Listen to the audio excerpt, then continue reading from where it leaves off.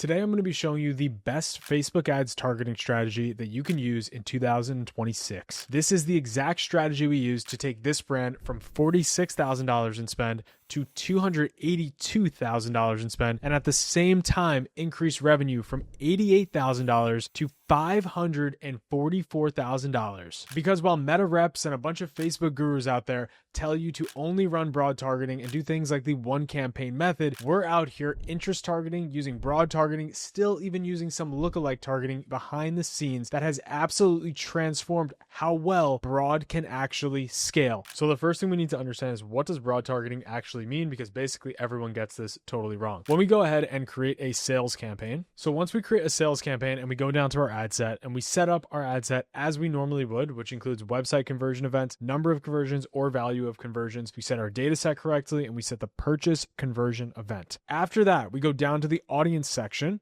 and we can see in my case, there's absolutely no settings touched. Everything is 100% broad, and this is what everyone's doing right now. Now on the right-hand side, we can see an estimated audience size of 150 million to 184 million people. That is essentially the entire addressable market of the United States. That is everyone that is active in a 30-day period on Instagram, Facebook, and WhatsApp, which are the meta platforms. And I should also mention that I have a minimum age of 18 set because we're not advertising to anyone younger. So of course, there's a slightly larger audience overall, but this is the core of who we're going to target. Now, the thing we all need to understand here is that the 180 million max is nowhere close to who you can actually target, because what Meta actually does is it takes who's most relevant for you, and then it only allows you to target those people. So what you may have noticed if you've tried to scale before is something like this happen. You continue to spend, you continue to spend, you continue to spend. Your spend is going up linearly, right? So you go from $0 in spend all the way down here to say $1,000 a day, maybe even upwards of $5,000 per day. But what actually happens to your audience, which is going to be the red line here, is at first your audience scales. You're reaching more people, you're reaching more people, you're reaching more people. But what actually happens as you continue to scale is you might reach more overall people, but the cost to reach the next person increases. Therefore, your CPMs go up, your CPCs go up, and of course, your return on ad spend or your cost per acquisition go in the wrong direction. This is obviously just because you can't target the correct people. What you'll also notice in your ad platform is your frequency goes up. Frequency is such an important metric for us to understand because, as you can see here, it is the average number of times each account center account saw your ad, which means the average number of times a person sees your ad. So what typically happens as brands scale just with broad audiences is they find a point that is a roadblock. They hit that roadblock, their CPMs go up, their frequencies go up, meaning they're showing their ads to the same people over and over and over, even though it's broad. They're nowhere close to targeting that 150 or 180 million people. So how do we actually solve this, and why is this targeting strategy so critical to deploy, especially during times when you're trying to scale? So the way that we break this down is we have a combination of broad targeting and interest or custom targeting as well. What this does in practice is the interest groups find new audiences that might be applicable that were not being targeted by your broad. Then your broad audience goes from a narrow target to a little bit bigger, and a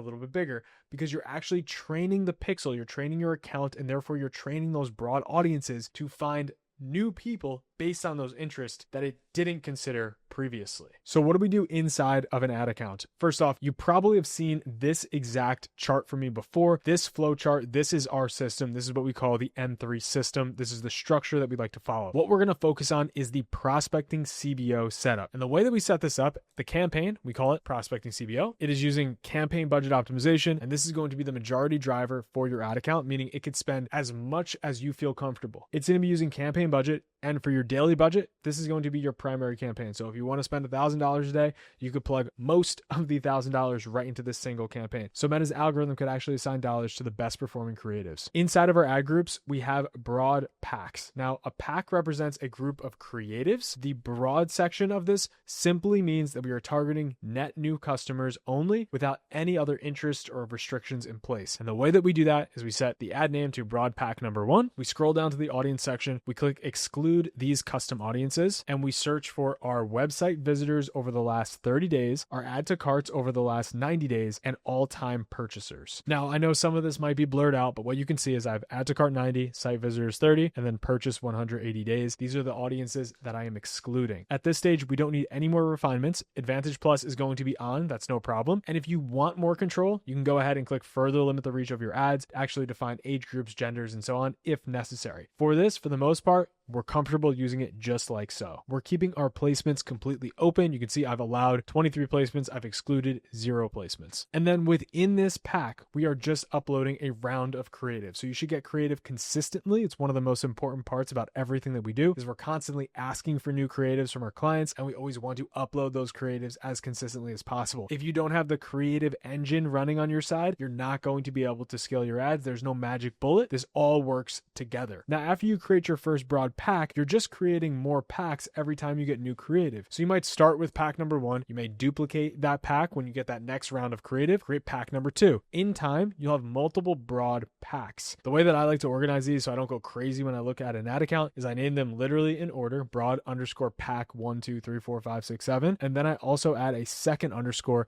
and actually drop the date. So if today was January 1st, I'd put 1/1/2026. This just allows me to see exactly when I launched this pack for the first time. Once we get beyond our broad packs, now we start interest group targeting. So to start this, we're going to create a brand new ad set. And for now, we're going to leave it as interest underscore, and we're going to get back to this at the end. We're setting up all our conversion events exactly the same way that we've set up in our broad packs. In our audience, this is very important. We are clicking further limit the reach of our ads, and we're selecting this third option, which says, again, further limit the reach of your ads. Once you're here, you're going to see a couple of adjustments be made. You're going to add detailed targeting. You're going to add ages. In our detailed targeting section, this is where we're going to click in, and this is where we're going to be able to set our interest group. Now, the most important part about setting your interest group is going to be right here. In this step, what everyone winds up doing is they take the interest group that they think applies the most to their business, but actually, we need to be one step removed from our business. And what I mean by that is we'll use an example for, say, Nike. If you are Nike, your gut is going to tell you when you go to this interest targeting to target all of your closest competitors. Maybe you put in Reebok, Adidas, go down the list, you name it. Maybe then you even try to go for some of the biggest athletes in the world, like LeBron James, Michael Jordan. But setting interest groups that are so similar, nearly exactly similar to your brand, will do nothing to expand your broad audience. What we need to do now is train this algorithm to go beyond the broad target that it's already hitting. So maybe you realize that people that buy your brand are willing to spend high amounts on luxury goods. And people that spend high amounts on luxury goods are also going to purchase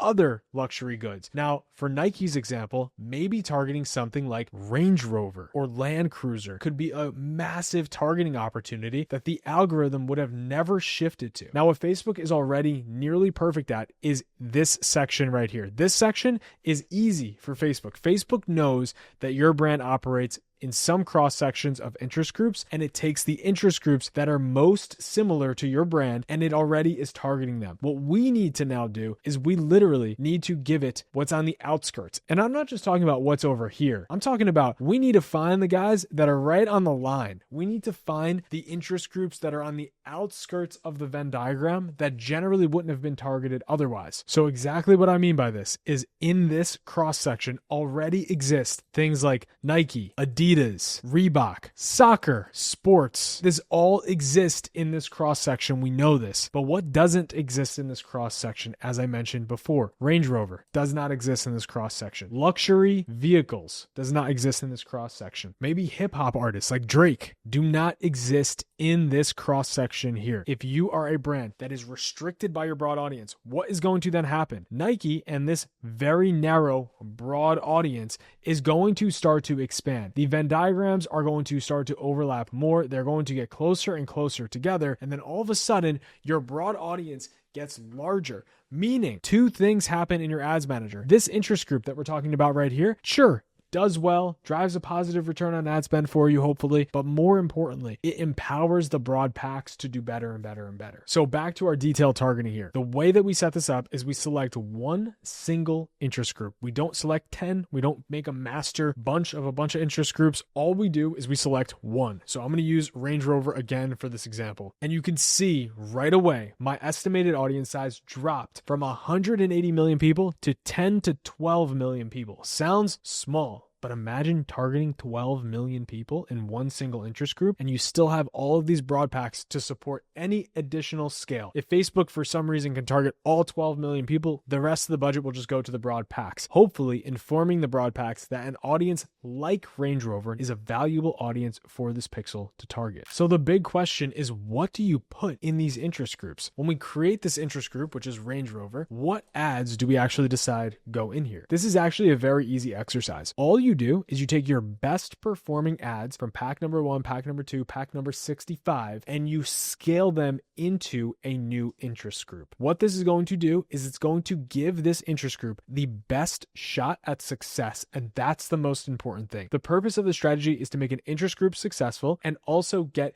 your broad audiences to expand beyond their actually limited reach. And that needs to be done with your best performing creative so it has the best shot at actually being successful. Now you can see in the core system, which I've gone through so many times, you are taking the top performing creatives and you are graduating them into the interest groups. This is such a critical part of the process because it's going to make all of these broad packs better and better over time. Now, if just one tidbit of this strategy was helpful, then I would highly advise you go watch the full strategy where I break down this entire M3 system. It is so critical, especially as we start 2026. And if you've already watched it, then stay tuned because we have a ton coming here, and I will see you all in the next one.